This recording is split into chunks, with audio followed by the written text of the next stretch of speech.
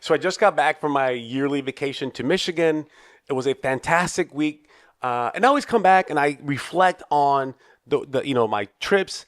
I'm kind of always reflecting, pensando out loud, about any kind of event that I have. And this, there was one thing that really stood out from this trip, and I kind of want to know what your take is on this. Okay, so we go to Michigan, and it's a township. It's a very small community, and I would say, you're out in the country, and it's a certain type of lifestyle.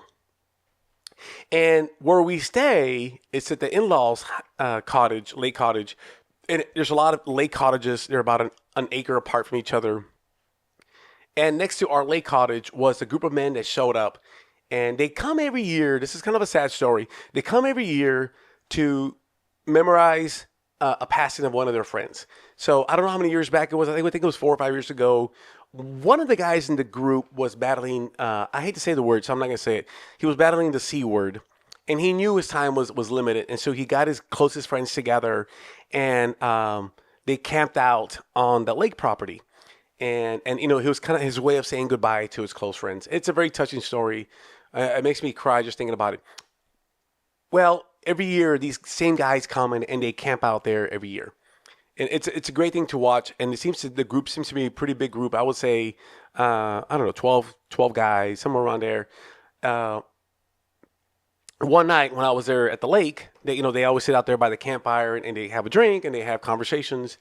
And I got myself a margarita, and I just walked right over there and I sat with them in the campfire. And they were kind of shocked that I just kind of approached them. And clearly we're very different people, skin color, probably very different political views, just very different in so many ways. But they welcomed me with handshakes, and I introduced myself. And my name's not very easy to say. Esteban is not an easy name. I introduced myself to all of them.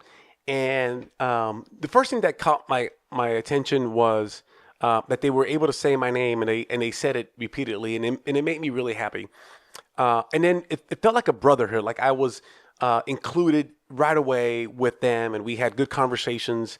We didn't go deep into anything, but they just kind of included me in the conversation, and it was great. Enjoyed my drink, and then I had to bounce and go have dinner. But as the conversation went on, I told them that in a few days we were going to do a beer mile on that property, and the beer mile is really fun. A lot of people come together, and we chug a beer, we run a lap, and everybody's cheering. And I said, hey, y'all should watch it. It's a lot of fun. It's a lot of fun when you're not participating in the beer mile and you're watching.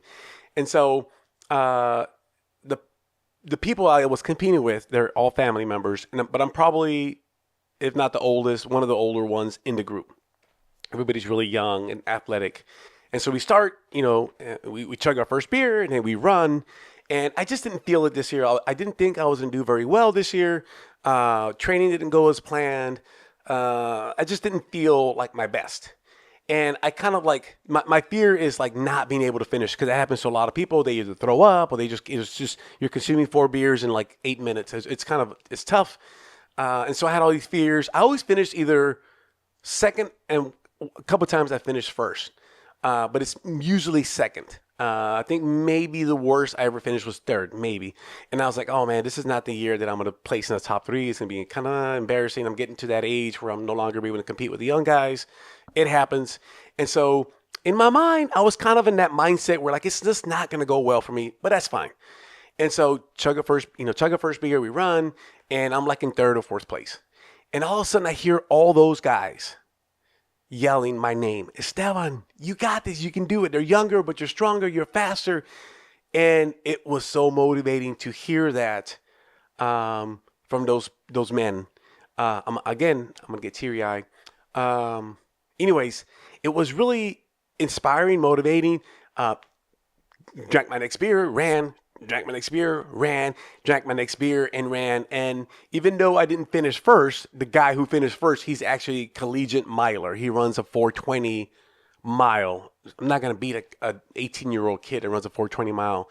The only reason I've beaten him in the past is because he's not able to finish all the beers. But we did beat the defending champion, so that was good. My point to all of this was I probably would have judged those men. In fact, I probably did judge those men before. And it turns out that as different as we are, we really aren't that different. And they cheered for me, and it was awesome. And I feel like a bond, and I can't have a bond with these men now. And it makes me sad because we have let our political views, maybe not all of us collectively, but for the most part, we've become divisive in this country. Like, who'd you vote for? What do you believe in? All these things that America's kind of become a little bit divided, and it's a little sad. It's sad. Honestly, it's sad. And I felt for that moment that all that was put away. We all have the same love in our hearts, and it was good to see. And it's just glad that we can still love and cheer each other on, even having such different views of the world. And so it kind of gave me hope. It clearly gave me inspiration, and it motivated me during the race, because there's no way I was going to do well in that race. But thanks to them, I actually improved 40 seconds from last year. That's a big improvement.